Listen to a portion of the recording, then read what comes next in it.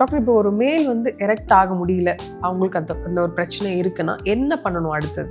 பார்ட்னரோட பண்ணுறாங்க, கரெக்டாக என்டர் பண்ணும்போது டெம்பர் போய் அடுத்த வாட்டி அவங்க சேரும்போது என்ன யோசிப்பாங்க, மாஸ்டர்பேட் பண்ணும்போது தனக்கு எரெக்ஷன் இருக்கு, பார்ட்னரோட சேரும்போது எரெக்ஷன் இல்லை. சரி, பார்ட்னரோட சேரும்போது மட்டும்தான் எரெக்ஷன் இல்லை அப்படின்னா பெஸ்ட் திங் இஸ் ஃபார்மசியில் போயிட்டு எனக்கு வந்து எரெக்ஷன் வரல, எனக்கு ஒரு மாத்திரை கொடுங்க அப்படின்னு சொல்லி மாத்திரை வாங்கி எடுத்துப்பாங்க. பட் அது வந்து இட் வில் நாட், அது வந்து பிரச்சனை தீர்வு கிடையாது, அது டெம்பரவரி மட்டும்தான். அத்தி பழம் இந்த மாதிரி நிறைய ஜூஸ்லாம் சாப்பிட்டா செக்ஷுவல் லைஃபுமே நல்லா இருக்கும் அப்படின்னு சொல்றாங்க, உண்மையா? ரெட் கலராக இருக்கணும் ஃப்ரூட். வீரியம் என்பது அந்த அணுக்களோட வீரியம். அணுக்கள் அப்படின்னா எண்ணிக்கை. அந்த வீரியத்துக்கும் அந்த ஓட்டத்துக்கும் இந்த ரெட் கலரில் எடுக்கிற ஃப்ரூட்ஸ் வந்து ஹெல்ப்ஃபுல்லாக இருக்கும். இப்போ 2 பேர் இருக்காங்க, மேல் ஃபீமேல் இருக்காங்க, இவங்க 2 பேருக்குல யாருக்கு ஃபர்டிலிட்டி இஷ்யூஸ் இருக்குன்னு எப்படி கண்டுபிடிக்கிறது டாக்டர்? 6 months to 1 year அன்ப்ரொடெக்டடாக செக்ஸ் பண்ணி வாரத்துக்கு 2 வாட்டி சேர்ந்து பேபி வரலன்னா 2 பேரும் செக் பண்ணிக்கலாம். எந்த ஹேபிட்ஸும் இல்லை, ஆல்கஹால் கிடையாது, ஸ்மோக்கிங் எதுவுமே கிடையாது, ஆனால் அவங்க இன்ஃபர்டிலாக இருக்க வாய்ப்பு இருக்குது. இப்படி இருந்தால் இவருக்கு வந்து இன்ஃபர்டிலிட்டி இருக்க வாய்ப்பு இருக்குது, ஸோ இவர் நம்ம மாற்றிக்கணும் அப்படிலாம் கிடையாது. சரியா? சே ஃபார் எக்ஸாம்பிள் நீ செமன் டெஸ்ட் பண்ணுற, செமன் டெஸ்ட்டில் பண்ணி உனக்கு அணுக்கள் கம்மியாக இருக்குன்னு வருதுன்னா அப்போது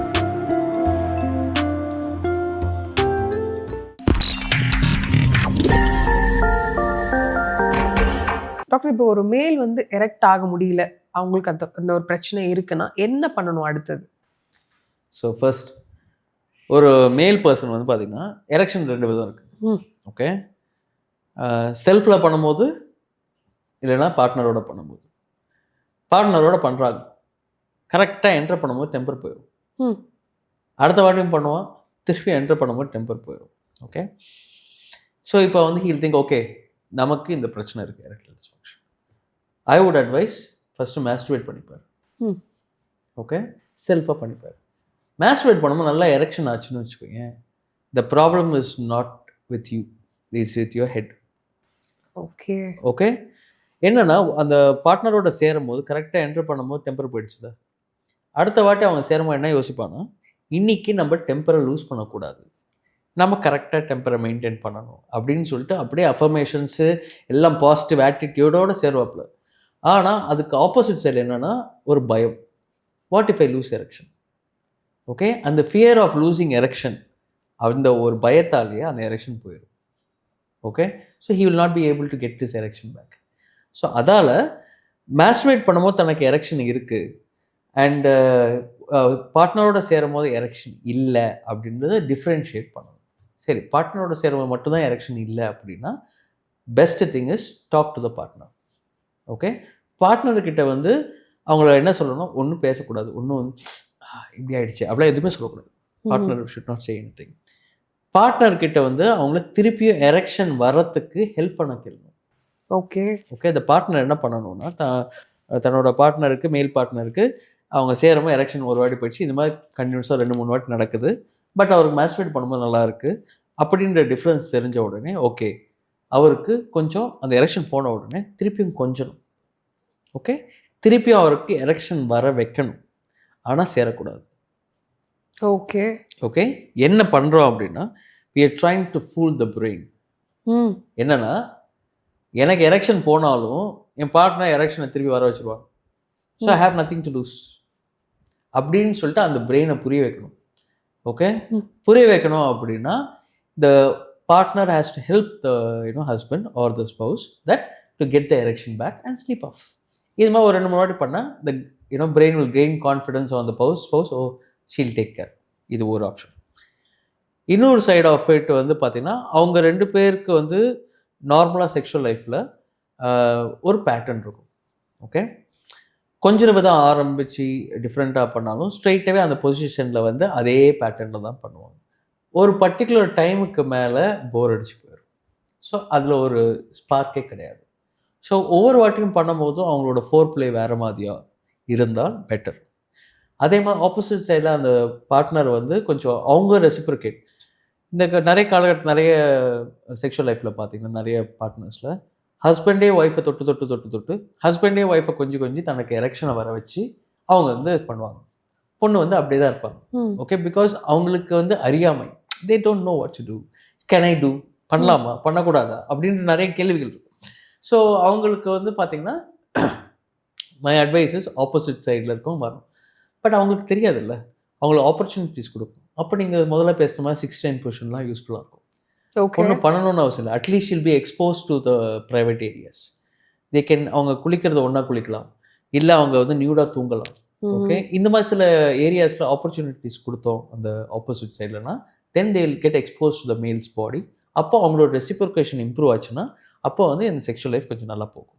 ஓகே, ஸோ இதெல்லாமே எப்படின்னா, மாஸ்டர்பேட் பண்ணும்போது உங்களுக்கு நார்மல் எரெக்ஷன் வருது, ஆனால் பார்ட்னரோட சேரும் போது எரெக்ஷன் வரலை அப்படின்னா அதை இம்ப்ரூவ் பண்ணுறதுக்கு தான் இது ஃபுல்லாக. ஏன்னா அது சூடோவில் ஒரு இடத்துல இருக்குது, இன்னொரு இடத்துல இல்லைன்னா அப்போ எரெக்ஷன் பிரச்சனை இருக்கா இல்லையான்னு ப்ராப்ளம் இருக்குல்ல, அப்போது அதுக்கு தான் இந்த இது. சே ஃபார் எக்ஸாம்பிள், அவருக்கு மாஸ்டர்பேட் பண்ணும் போதும் அவருக்கு எரெக்ஷன் வரலை, அப்போது நிஜமாலே அவருக்கு ஒரு எரெக்டைல் டிஸ்ஃபங்க்ஷன் ப்ராப்ளம் இருக்குது. ஓகே, அப்போது மோஸ்ட்லி அவங்க என்ன பண்ணுவாங்கன்னா, ஒரு ஜென்ரல் ஃபிசிஷியன் பக்கத்தில் இருக்க ஒரு மேல் டாக்டர்கிட்ட போயிட்டு தனக்கு இந்த ப்ராப்ளம் இருக்கா, இல்லைன்னா கூகுளில் வந்து ஓகே இப்போ எரெக்ஷன் இல்லை, ஒரு வயகர மாத்திரை வாங்கி சாப்பிட்லாமா, ஓகே, இல்லை வந்து டெடனஃபில் சிட்ரேட் மாத்திரை வாங்கி சாப்பிட்லாமா, ஃபார்மசியில் போயிட்டு எனக்கு வந்து எரெக்ஷன் வரல, எனக்கு ஒரு மாத்திரை கொடுங்க அப்படின்னு சொல்லி மாத்திரை வாங்கி எடுத்துப்பாங்க. Those tablets are all on requirement. அதாவது எரெக்ஷன் தேவையாக இருக்கும் போது அந்த மாத்திரையை போட்டால் பண்ணும். ஏர்லியர் டேஸ்லாம் பார்த்தீங்கன்னா அதை வந்து ஸ்கேன் பண்ணுறதுக்கு முன்னாடி, டெஸ்ட் பண்ணுறதுக்கு முன்னாடி யூஸ் பண்ண மாத்திரைகள் இப்போ அது வந்து ரெகுலர் எரெக்ஷனுக்கே வந்து அது வந்து யூஸ் பண்ணுறாங்க. பட் அது வந்து இட் வில் நாட், அது வந்து பிரச்சனை தீர்வு கிடையாது, அது டெம்பரவரி மட்டும்தான். ஸோ ஒரு வயகரா மாத்திரை பர்மனன்ட் சொல்யூஷன் கிடையாது, டெம்பரவரியாக அந்த நேரத்துக்கு தேவையை மட்டும்தான் இட் கேன் ஹெல்ப்.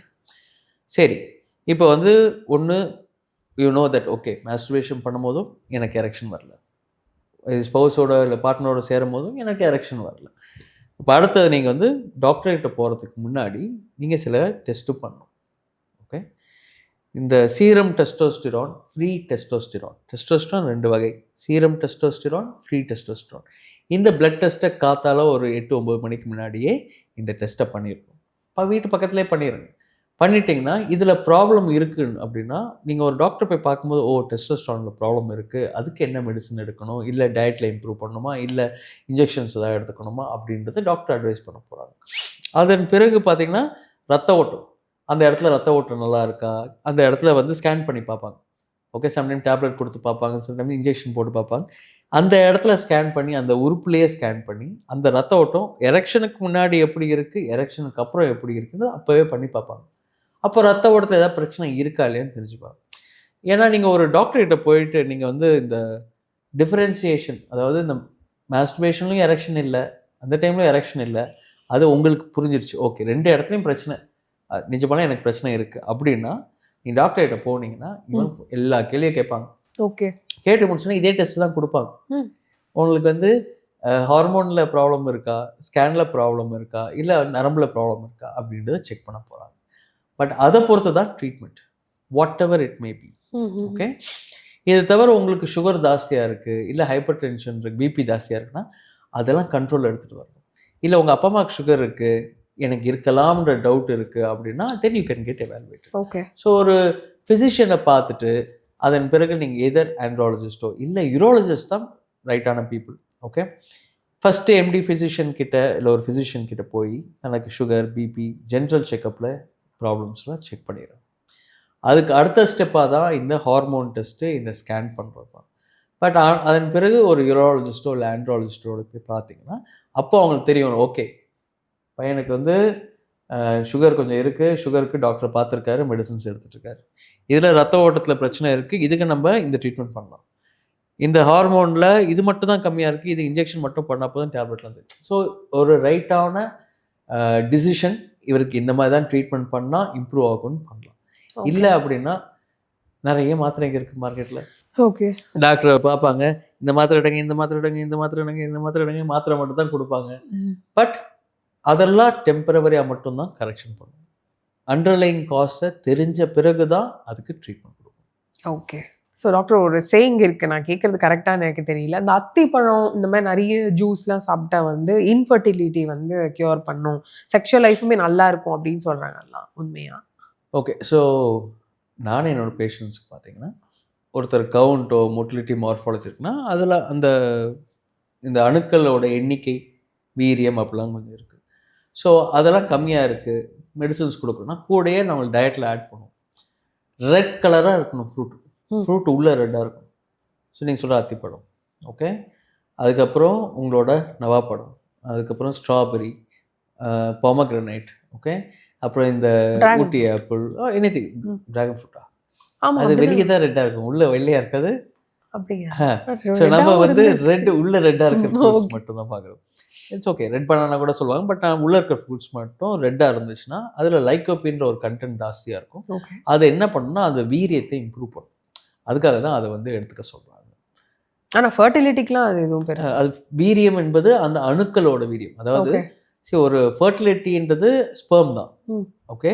ஸ்பெர்மோட கவுண்ட், இத்தனை ஸ்பெர்முக்கு ஒரு இவ்வளோ கவுண்ட் இருந்தால் தான் நார்மல். அதுக்கு வந்து நேச்சுரலாக ப்ரெக்னென்சி வரும். மொட்டிலிட்டி மார்ஃபாலஜின்னு ஒன்று இருக்குது. மொட்டிலிட்டினா அதாவது வெஜனால் எஜாக்குலேட் ஆகி இங்கேருந்து அந்த முட்டை வரைக்கும் அதை ஸ்விம் பண்ணி போய் அந்த முட்டைக்கு சுற்றி ஒரு ஜவ்வுமா இருக்கும், அதையும் கிராஸ் பண்ணி அதை சுற்றி 2 கவரிங் இருக்கும், அதையும் கிராஸ் பண்ணி உள்ளே போய் தான் ஃபர்டிலைசேஷன் நடக்கும், ஓகே. இங்கேருந்து அது ஸ்விம் பண்ணி மேலே போகிறதுக்கு அதுக்கு வந்து ஒரு வால் இருக்குது, ஓகே. ப்ளஸ் அதுக்கு ஒரு பவரும் இருக்கும், எனர்ஜிக்கில். அது வந்து மொட்டிலிட்டி ஃபேக்டர். மார்ஃபாலஜி ஃபேக்டர்னா தலை, உடம்பு, இந்த வால் எப்படி இருக்குது. சில பேர் குட்டி வாலாக இருந்தால் அங்கேயே சுற்றும், லாங் வாலாக இருந்தால் ஒரு இடத்துல ஓரமாக போய் இடிச்சு நின்றுக்கும். 2 தலையாக இருந்தால் வேலை கிடையாது. குட்டி தலையாக இருந்தால் அந்த எக்கை பியர்ஸ் பண்ணிவிட்டு உள்ளே போக முடியாமல் இதை ஸ்டாப் ஆகிரும். பெரிய தலையாக இருந்தால் எக்கு உடஞ்சிரும். ஸோ இந்த மாதிரி நிறைய விஷயங்கள் இருக்குது. ஸோ ஒரு அணுக்கள் அப்படின்னா எண்ணிக்கை, அதோட ஓட்டம், அதோட வீரியம். அந்த வீரியத்துக்கும் அந்த ஓட்டத்துக்கும் இந்த ரெட் கலரில் எடுக்கிற ஃப்ரூட்ஸ் வந்து ஹெல்ப்ஃபுல்லாக இருக்கும். இப்போ 2 பேர் இருக்காங்க, மேல் ஃபீமேல் இருக்காங்க. இவங்க 2 பேருக்குல யாருக்கு ஃபர்டிலிட்டி இஷ்யூஸ் இருக்குன்னு எப்படி கண்டுபிடிக்கிறது டாக்டர்? ஃபர்ஸ்ட் சொன்ன மாதிரி தான். ஃபர்ஸ்ட் வந்து 6 months to 1 year அன்ப்ரொடெக்டடாக செக்ஸ் பண்ணி வாரத்துக்கு 2 வாட்டி சேர்ந்து பேபி வரலன்னா 2 பேரும் செக் பண்ணிக்கணும். என்ன செக் பண்ணுவாங்க, ஓகே. விமன் கைனகாலஜிஸ்ட்டை போய் செக் பண்ணிக்க போகிறாங்க. மென் வந்து செமன் டெஸ்ட் பண்ணும். ஸோ செமன் டெஸ்ட்னா விந்து எடுத்து கொடுக்குறது, ஓகே. ஒரு ஸ்கேன் சென்டரோ இல்லை லேப் சென்டரோ இல்லை ஹாஸ்பிட்டலோ அந்த போயிட்டு 3 நாள்லேருந்து 5 நாள் சேராமல் இருந்து அல்லது மாஸ்டர்வேட் பண்ணாமல் இருந்து 3 to 5 days பிறகு தே have to take a semen test. அப்போ அவங்க ஒரு வைட் இது ஒன்று கொடுப்பாங்க, கப்பு கொடுப்பாங்க, அதில் அவங்க அந்த விந்தை எடுத்து கொடுக்கணும். ஸோ எஜாக்குலேஷன் ஸ்டார்டிங்லேருந்து ஃபுல்லாக எஜாக்குலேஷன் ஆகி கடைசியில் அவங்க வந்து வெயிட் பண்ணி அது சுருங்குற வரைக்கும் இருக்க எல்லா செமனையும் எடுத்து அந்த டெஸ்ட்டு கொடுக்கணும், ஓகே. கொடுத்து அதை செக் பண்ணி சொல்லுவாங்க அதில் வந்து நார்மலாக இருக்கா இல்லையான்னு. அதன் பிறகு that will show whether he has a problem or he doesn't have a problem, okay. கூடயே they have to do say for example absolutely நார்மலாக இருக்குன்னு வச்சுக்கோங்க. அந்த லேடிக்கு பண்ணால் அவங்களுக்கும் அப்சல்யூட்லி நார்மலாக வந்துருச்சு அப்படின்னா நெக்ஸ்ட்டு வந்து he has to do something called as DNA fragmentation index. அதாவது அந்த எண்ணிக்கை நல்லா இருக்கலாம், கவுண்ட், அதோட ஓட்டமும் நல்லா இருக்கலாம், வீரியமும் நல்லா இருக்கலாம், எல்லாமே நார்மலாக இருக்கலாம். ஆனால் அந்த பாடிக்குள்ளே தான் டிஎன்ஏ இருக்கும். அது வந்து பார்த்திங்கன்னா ஸ்டேபிளாக இருக்கணும். அந்த டிஎன்ஏ தூள்தலாக இருந்துச்சுன்னா யூஸே கிடையாது, correct, okay. So DNA fragmentation இண்டெக்ஸ்னு ஒன்று இருக்குது. இன்கேஸ் உங்களுக்கு செமன் கவுண்ட் நார்மலாக இருக்குது, ஸ்பெர்ம் அதாவது entire semen report says your normal and your wife is also normal, you need to do a DFI, okay. ஏன்னா it is proven DFI வந்து லோவாக இருந்துச்சு, புவராக இருந்துச்சுன்னா பேபி வராது, ஏன்னா பேபி ஃபார்ம் ஆகாது. ஏன்னா அப்படியே எம்ப்ரியோ ஃபார்ம் ஆனால் கூட அந்த வந்து சே ஃபார் எக்ஸாம்பிள் உள்ளே போய் அந்த முட்டையோட அந்த ஸ்பெர்ம் சேர்ந்து பேபி ஃபார்ம் ஆகிடுச்சு. ஆனால் அந்த கர்ப்பப்பையில் போய் அதை ஊன்றணும், அது ஊன்றாமல் வெளியே போயிடும், okay. So first semen test நார்மலாக இருந்தால் டிஎஃப்ஐ. பட் இன்கேஸ் செமன் டெஸ்ட்டில் அப்நார்மாலிட்டிஸ் இருந்துச்சுன்னா நீங்கள் போய்ட்டு ஒரு டாக்டரை பாருங்கள், அவர் சில டெஸ்ட் எல்லாம் கொடுப்பாங்க, அதை பார்த்து ஏன் உங்களுக்கு கம்மியாச்சுன்றதை தெரிஞ்சுக்கணும், ஓகே. இந்த ஏஜ் ஃபேக்டர் ரொம்ப முக்கியமாக டாக்டர், ஃபர்டிலிட்டி ஆகிறதும் ஆகாமல் இருக்கிறதும் ஏஜ் பேரும் என்னென்னா ஆஸ் ஏஜ் கோஸ், ஓகே. இப்போ எங்கேற ஏஜ் குரூப்னா ஓகே, ஆஸ் ஏஜ் கோஸ் கூடயே மார்பிட் கண்டிஷன்ஸும் வரும். நீ ஃபிட்டாக இருக்கணும், ஹெல்த்தி டயட் எடுத்துகிட்ருக்கணும், உனக்கு சுகர் இல்லை இது பிபி இதெல்லாம் எந்த ப்ராப்ளம்ஸும் இருக்கக்கூடாது. அப்படி இல்லாமல் ஒரு அப்படியே 45-50 கிட்ட போகும்போது பார்த்திங்கன்னா அவங்க லைஃப் ஸ்டைல் சரியில்லைன்னா அப்போது ஏஜிங் இருக்குல்ல, பாடியோட என்டையர் பாடி ஏஜ் ஆகுதுல்ல, ஸோ அந்த ஏஜிங் ஃபேக்டரோட இம்பேக்டும் இங்கே இருக்கும், ஓகே. ஸோ பட் அப்படின்னு சொல்ல முடியாது. ஐ ஹேட் ஒன் பேஷண்ட் ரீசென்ட்லி, அவருக்கு பார்த்திங்கன்னா he is around 62, okay. So he got remarried. His wife is 40. Okay. And அவங்க வந்து they wanted to have a baby. சரியா? பட் அவங்களுக்கு யூட்ரஸ் சரியில்லை. ஸோ அவங்க சர்கேட் பேபி வச்சு பண்ணிக்கிட்டாங்க, சர்கசி. ஸோ அவரோட ஸ்பெர்ம் தான் எடுத்தாங்க. 62 வயசில் அவரோட ஸ்பெர்ம் எடுத்து இந்த லேடியோட எக் எடுத்து ஐபிஎஃப் வழியாக பேபி ஃபார்ம் பண்ணி அந்த சர்கேட், இந்த வாடகை தாயின்னு சொல்கிறோம்ல, அவங்களோட கர்ப்பப்பையில் அந்த முட்டையை வச்சு அந்த பேபி வச்சு now she 6 months now. Okay. அதில் age is not a barrier. 62 நான் முன்னெல்லாம் 50s நினச்சேன், இப்போ 62 பண்ணோம். So it's not a issue. Okay, super doctor. Is there any natural remedies infertility வந்து தடுக்கிறதுக்கு நேச்சுரல் ரெமெடிஸ் ஏதாவது இருக்கா? ஓகே, இப்போது கோவிடுக்கு முன்னாடி கோவிடுக்கு அப்புறத்தில் இருக்கும். ஓகே, ஆக்சுவலாக கோவிடுக்கு முன்னாடி பார்த்தீங்கன்னா இதெல்லாம் பற்றி பேசலாம்.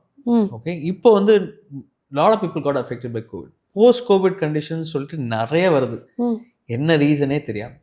ஸோ இந்த இப்போ இருக்க காலகட்டத்தில் வந்து ஒருத்தர் அப்சல்யூட்லி நார்மலாக இருக்கலாம், எந்த ஹேபிட்ஸும் இல்லை, ஆல்கஹால் கிடையாது, ஸ்மோக்கிங் எதுவுமே கிடையாது, ஆனால் அவங்க இன்ஃபர்டிலாக இருக்க வாய்ப்பு இருக்குது. Okay okay. So it doesn't matter. நீங்கள் வந்து அறிகுறையெல்லாம் கிடையாது, அசியூமே பண்ண முடியாது யாருமே. நீங்கள் வந்து ஏன்னா இப்போ பார்த்துங்க, என்கிட்ட ஒரு பேஷண்ட் வந்தாங்க. பேஷண்ட் வந்து சொல்கிறார், சார் என் ஃப்ரெண்டு டெய்லி வந்து he drinks, daily 1 packet cigarette he smokes, ஆனால் 2 குழந்தை இருக்குது sir. Okay, I have no answers. இல்லைப்பா, எனக்கு தெரியாதுல்ல. ஸோ நான் எதுவுமே பண்ண மாட்டேன் சார், எனக்கு எதுவுமே, ஆனால் எனக்கு பேபி இல்லை. செமன் டெஸ்ட்லாம் எனக்கு செமன்லாம் ப்ராப்ளம் இருக்குது. ஸோ அதை நீங்கள் வந்து இது ஃபேமிலியா அப்படின்னு சொல்ல முடியாது.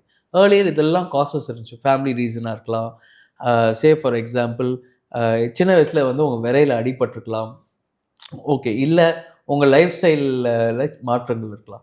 ஸோ அவங்க வந்து ஒருத்தருக்கு இப்படி இருந்தால் இவருக்கு வந்து இன்ஃபர்டிலிட்டி இருக்க வாய்ப்பு இருக்குது, ஸோ இவர் நம்ம மாற்றிக்கணும் அப்படிலாம் கிடையாது. சரியா? சே ஃபார் எக்ஸாம்பிள், நீ செமன் டெஸ்ட் பண்ணுற, செமன் டெஸ்ட்டில் பண்ணி உனக்கு அணுக்கள் கம்மியாக இருக்குன்னு வருதுன்னா அப்போது நீ உன்னோட லைஃப் ஸ்டைலை மாற்றிக்கலாம். நீ இன்கேஸ் ஸ்மோக் பண்ணுறதா இருந்தால் கம்மி பண்ணிக்கலாம், ட்ரிங்க் பண்ணுறதா இருந்தால் கம்மி பண்ணிக்கலாம், ஹாட் வாட்டரில் குளிக்கிறதா இருந்தால் கம்மி பண்ணிக்கலாம். ஏன்னா ஆல்ரெடி உன்னோட விரை பார்த்தீங்கன்னா அந்த பால்ஸ் இருக்குல்ல, அந்த பால்ஸ் வந்து ஒரு ஹாட்டான ஏரியாவில் தான் இருக்குது. அது வந்து அந்த கூல் டவுன் பண்ணுறதுக்கு தான் ஃபுல்லாகவே வந்து அதை சுற்றி ஒரு ஸ்கின் இருக்குது. நீங்கள் ஹாட்டாக குளிச்சுட்டே இருந்தீங்க அப்படின்னா it will cause problems. Okay. சில பேருக்கு பார்த்தீங்கன்னா இந்த வேலை கூட பிரச்சனை வரும், எஸ்பெஷலி இந்த செஃப்பாக இருக்காங்கல்ல, செஃப்பு லேத்தில் வேலை செய்கிறவங்க, அவங்க பார்த்தீங்கன்னா அந்த இடத்துல ஹீட் எக்ஸ்போஸ் ஆகிட்டே இருக்கும். அந்த மாதிரி இருக்கவங்களுக்கும் இந்த மாதிரி வந்து அந்த விரையில் வந்து ப்ராப்ளம் வர்றதுக்கு. ஸோ அதெல்லாம் ஹாட் வாட்டரில் குளிக்கிறதும் அவாய்ட் பண்ணுங்கள். In case if you have a infertile issue, okay, உங்களோட செமனில் ப்ராப்ளம் இருக்குன்னா இதெல்லாம் நீங்கள் அவாய்ட் பண்ணிக்கணும். சே ஃபார் எக்ஸாம்பிள், நீங்கள் வந்து ஒரு லேத்தில் வேலை செய்கிறீங்க, உங்களுக்கு அணுக்களோட எண்ணிக்கை கம்மியாக இருக்குது. It can be because of the heat. அதுக்கு வேலையை மாற்ற முடியுமா? வேலையை மாற்ற முடியாது. ஓகே, அப்போ நாங்கள் என்ன சொல்லுவோன்னா, ஒரு ஈரமான துணி, ஒரு டார்க் பேண்ட்ஸ் போட்டுக்கோங்க, ஒரு கர்ச்சீஃப் எடுத்துக்கோங்க, ஈரம் பண்ணி புழிஞ்சிட்டு உங்களோட விரையோட ஃப்ரண்ட்டில் வச்சுருங்க. And then you go for work. அந்த இடம் ஈரமாக இருக்கிறதால சீக்கிரமாக ஹீட்டப் ஆகும். ஸோ அது ஹீட்டப் ஆனவுடனே you can take it out, make it wet again, ஈரம் பண்ணி திருப்பி நீங்கள் உள்ளே வச்சுக்கலாம். ஸோ எப்போவுமே ஒரு கூல் டவுனில் இருக்கும். மார்னிங் போகிறதுக்கு முன்னாடி ஒரு பச்சனில் குளிக்கிறதோ இல்லை நைட்லேயும் பச்சனில் குளிக்கிறதோ வச்சுக்கிட்டிங்கன்னா ஈஸியாக இருக்கும். Okay, so apart from that much. இப்போ ஸ்பெர்ம்ஸ் தான் ப்ரெக்னென்ட் ஆகுறாங்க, ஸ்பெர்ம்ஸ் இல்லைன்னா டாக்டர்? ஸ்பெர்ம்ஸ் வந்து ஜெனரலாக நார்மலாக இவ்வளோ கவுண்ட் இருக்கணும், அது கம்மியாக இருந்தால் ஆலிகோஸ்பெர்மியான்னு சொல்லுவாங்க. சிலருக்கு பார்த்தீங்கன்னா ஏசோஸ்பெர்மியா அப்படின்வாங்க, அதாவது எஜாகுலேஷன் ஆகும், டெஸ்ட்டு கொடுப்பாங்க, பார்த்தா உள்ள 0 ஸ்பெர்ம்ஸ் வந்துருச்சு. உடனே ஒருத்தர் 0 ஸ்பெர்ம்ஸ் அப்படின்னா அவங்களுக்கு வந்து ஏசோஸ்பெர்மியான்னு முத்திரை வச்சிட முடியாது. அவங்களுக்கு வந்து நாங்கள் என்ன பண்ணுவோம்னா அந்த விரையிலேருந்தே டைரெக்டாக பயாப்சி எடுத்து பார்ப்போம். ஏன்னா ஏசோஸ்பெர்மியா 2 வகை, ஒன்று பிளாக்கேஜால் 0வாக இருக்கும், நிஜமால 0வாக இருக்கும், உற்பத்தி ஆகாது உள்ளார. இந்த மாதிரி பிளாக்கேஜால் 0னா அவங்களுக்கு பயாப்சி எடுக்கும் போது அதில் ஸ்பெர்ம் இருந்தால் அப்போது அந்த ஸ்பெர்மை வச்சு அவங்க ஐவிஎஃப் பண்ணி பேபி பெற்றுக்கலாம். சே ஃபார் எக்ஸாம்பிள், அவங்களுக்கு வந்து ஸ்பெர்ம் இல்லைன்னு வந்துருச்சு, அதுலேயும் 0 ஸ்பெர்ம்ஸ் வந்துருச்சு. அப்போனா சே ஹார்மோன் டெஸ்ட்லாம் பண்ணி பார்க்குறோம், அவருக்கு வந்து ஹார்மோன்ஸ்லாம் என்ன பிரச்சனை செக் பண்ணுறோம். சம்டைம் ஜெனட்டிக் அனாலிசிஸும் பண்ணுவோம். சம்டைம் ஜெனட்டிக் ப்ராப்ளம்ஸ் இருந்தால் கூட இந்த மாதிரி 0 ஸ்பெர்ம் வர வாய்ப்பு இருக்குது. சரி, அப்படியும் ஜெனட்டிக் அனாலிசிஸ் நார்மலாக இருக்குது, பட் ஹார்மோன்ஸ் தான் பிரச்சனையாக இருக்குது. அவருக்கு 0 ஸ்பெர்ம், பயாப்சி இடத்துல 0ன்னு வந்துருச்சுன்னா தெர் இஸ் அ ப்ரோட்டோகால். அந்த ஹார்மோன் அது மாதிரி ஒரு ஸ்டிமுலேஷன் பண்ணலாம், இல்லைன்னா தேர் இஸ் அதே மாதிரி ஒரு ஸ்டெம் செல் வச்சு ஸ்டிமுலேட் பண்ண முடியும். ஓகே, இந்த பிஆர்பின்ற பண்ணுற மெத்தட் மாதிரியே பிளட்டை எடுத்து ப்ராசஸ் பண்ணி ஒரு 4 ஹவர்ஸில் ஒரு 30 ml பிளட்டு கொடுத்தாங்கன்னா you will get around 0.5 ml கிடைக்கும். 0.5 ml to 1 ml கிடைக்கும். அதை வந்து நம்ம ஓபி ப்ரொசீஜராகவே விரையில் கொடுக்கலாம். பட் சக்ஸஸ் ரேட் பார்த்திங்கன்னா ஒரு 35% தான் சக்ஸஸ் ரேட். 100 பேருக்கு ஜீரோ ஸ்பெர்ம்ஸ் உற்பத்தி ஆகலைன்னா அவங்களுக்கு ஒரு 30லேருந்து 35% இருக்க பீப்புளுக்கு உற்பத்தி ஆகிருக்கு. ஓகே, அவங்களுக்கு நீங்கள் என்ன தான் டயட்லாம் மாற்றினாலும் இட் டசன்ட் ஹேப்பன் பிகாஸ் உள்ளே உற்பத்தி நடக்கலை. ஸோ ஹார்மோன் சப்போர்ட்டும் ப்ளஸ் இந்த மாதிரி லோக்கலாக அந்த இடத்துல இன்ஜெக்ஷன்ஸ் கொடுத்து அதை ஸ்டிமுலேட் பண்ணி அதை பண்ண வைக்க முடியும். ஓகே, பண்ணவனா அவங்களுக்கு ஸ்பெர்ம்ஸ் ப்ரொடக்ஷன் ஆகும். மீதி பேருக்கு இன்கேஸ் ஸ்பெர்ம்ஸ் ப்ரொடக்ஷன் ஆகலை, அந்த 70% ஆகலைன்னா தென் தே கோ ஃபார் டோனர் ஸ்பெர்ம்ஸ். இன்னொருத்தரோட ஸ்பெர்ம்ஸ்க்கு பண்ணிப்பாங்க. மோஸ்ட்லி ஃபேமிலிலேயோ அல்லது அவுட் சைட் அன்னோன் டோனர்ஸ் பண்ணிப்பாங்க. ஓகே, ஸோ இப்போ மேல் வந்து சொல்கிறாங்க, டாக்டர் ஸ்ட்ரெஸ்னால தான் எனக்கு ரொம்ப இன்ஃபர்டிலிட்டி இஷ்யூஸ் நான் போயிட்டுருக்கேன், இதனால தான் எனக்கு ரொம்ப இந்த மாதிரி ஒரு இஷ்யூஸ் நான் போயிட்டுருக்கேன், ஐம் கோயிங் த்ரூ இட்னா இவங்களுக்கு என்ன மாதிரி ப்ரிமிட்டிவ் மெஷர்ஸ் கொடுக்கலாம்? அவங்களே முடிவு பண்ணுறாங்க ஸ்ட்ரெஸ்னால போகிறேன்னு சொல்லி. இப்போ இந்த ஸ்ட்ரெஸ்ஸை இன்ஃபர்டிலிட்டிக்கு கனெக்ட் பண்ணாமல் வேறு ஏதாவது இருக்க முடியுமா? Stress definitely matters. ஓகே, என்னன்னா சே ஃபார் எக்ஸாம்பிள் இதே ஸ்பெர்ம் கவுண்ட் கம்மியாக இருக்குது, இல்லை motility or something is there, all other reports are normal, his scan is also normal. Okay, எல்லாமே நார்மலாக இருக்குது. அவருக்கு வந்து ஒரு இந்த ப்ராப்ளம் இருக்குன்னா மோஸ்ட்லி அவங்களோட ஒர்க் ஸ்ட்ரெஸ்லேருந்து வரும். அது எப்படி வேலை செய்யணும் அப்படின்னா ஆர்ஓஎஸ், ரியாக்டிவ் ஆக்சிடேட்டிவ் ஸ்ட்ரெஸ்ன்னு சொல்லிட்டு பிரெயினில் ஒன்று ரிலீஸ் ஆகும். ரொம்ப ஸ்ட்ரெஸ் ஆகும் போது நம்மளுக்கு ஃபார் எக்ஸாம்பிள் எப்படி சொல்லுவார், நீங்கள் வந்து இது ஃபாஸ்ட்டாக ஓடுற, ஓகே, இங்கேருந்து இன்னொரு இடத்துல, அப்போது உனக்கு பிரெயினுக்கு ஆக்சிஜனுக்கு நீ அப்படின்னு மூச்சுடுற, ஸோ நிறைய ஆக்சிஜன் எடுக்கிற பிரெயினுக்கு போய் சேருது. இதே நீ ஒரே இடத்துல உட்காந்துருக்க, உன் பிரெயின் அவ்வளோ ஸ்ட்ரெஸ் ஆகுது, அதுக்கு ஆக்சிஜன் தேவை. அது என்ன பண்ணணும்னா டைரெக்டாக போயிட்டு அந்த ஸ்பெர்ம்ஸில் இருக்க எல்லா ஆக்சிஜனையும் எடுத்துக்கிட்டு பிரெயினுக்கு போய் கொடுத்துரும். ஓகே, ஸோ அப்போ அந்த ஸ்பெர்ம்ஸ் வந்து அஃபெக்ட் ஆயிடும். அப்படி வந்து அஃபெக்ட் ஆச்சு அப்படின்னா சிம்பிள், ஒன்று என்ன ஸ்ட்ரெஸ் வருதுன்றது தெரிஞ்சுக்கிறது. செகண்ட் வந்து ஆன்டி ஆக்சிடென்ட்ஸ் எடுத்துக்கலாம். ஆன்டி ஆக்சிடென்ட் எடுத்துக்கிட்டு அந்த ஆன்டி ஆக்சிடென்ட்டை வந்து ரைட்டான டேப்லெட்ஸ் அதுக்குன்னு சொல்லிட்டு எடுத்துக்கிட்டிங்கன்னா யோர் அந்த ரியாக்டிவ் ஆக்சிடேட்டிவ் ஸ்ட்ரெஸ்ஸை வந்து கவுண்டர் பண்ணலாம். ஓகே, ஸ்ட்ரெஸ்ஸை போக்குறதுக்கு என்ன பண்ணுறது தெரியலையே டாக்டர், எனக்கு எப்படி தெரியும்? எல்லாருக்கும் ஸ்ட்ரெஸ் இருக்குல்ல. ஏதாவது படம் பார்க்கலாம், இல்லை அவங்க பிடிச்சது ஏதாவது பண்ணலாம், பிடிச்சதை பண்ணலாம். ஓகே, ஒர்க் ஸ்ட்ரெஸ்ஸில் நம்மளால எதுவுமே பண்ண முடியாது. Obviously we have to go through. So mostly இப்படி பண்ணலாமே. ஒரு ஒர்க் ஸ்ட்ரெஸ்ஸில் வந்து பார்த்தீங்கன்னா அந்த ஆப்போசிட் சைடில் உங்களோட பாஸாக இருக்கலாம், இவ்வளோ விஷயங்கள் இருக்கலாம். அந்த விஷயம் வந்து எல்லாம் வந்து ஒரு நிறைய ஸ்ட்ரெஸ், எனக்கு இதை ஹேண்ட் ஓவர் பண்ணணும், இதை முடிக்கணும், இதை முடிக்கலை, இவ்வளோ கிளிக்கு, அதை ஃபஸ்ட்டு ஒத்துக்கலாமே. ஆமாம், அக்செப்ட். ஆமாம், எனக்கு இந்த பிரச்சனை எல்லாம் இருக்குது, ஆமாம் என் பாஸ் இப்படி இருக்கா, ஆமாம் எனக்கு இந்த ஒர்க் இருக்குது. இந்த அக்செப்டை வந்து ரொம்ப ஸ்ட்ரெஸ் ஆகும்போது அந்த அக்செப்டன்ஸ் ஓகே அப்படின்றத வந்துருச்சுன்னா கொஞ்சம் ஸ்ட்ரெஸ் ஃப்ரீ ஆகிடும். ஓகே ஓகே, ஆமாம் எனக்கு வந்து இவ்வளோ வேலை கொடுத்துருக்காங்கப்பா, எனக்கு இவ்வளோ வேலை இருக்குன்னு யோசிக்கிறதுக்கும் ஆமாம் இவ்வளோ வேலை இருக்குது நான் ஒத்துக்கிறேன், ஆமாம் எனக்கு இவ்வளோ வேலை இருக்குது அப்படின்னும் போது கொஞ்சம் டிஃப்ரென்ஸ் ஆஃப் ஸ்ட்ரெஸ் பஸ்டிங்லாம் பண்ண முடியும். ஸோ இவ்வளோ நேரம் வந்து எங்களுக்கு ஃபர்டிலிட்டியாக இருக்கட்டும், அது ஒரு செக்ஷுவலாக என்னென்னா ஒரு ஆண் பண்ணணும் பண்ணக்கூடாதுன்றதை ரொம்ப விவரமாக சொன்னீங்க. இது எனக்கு மட்டும் இல்லை, பார்க்குற ஆடியன்ஸ்க்கு ரொம்ப ஹெல்ப்ஃபுல்லாக இருக்கும். Thank you so much for your time doctor.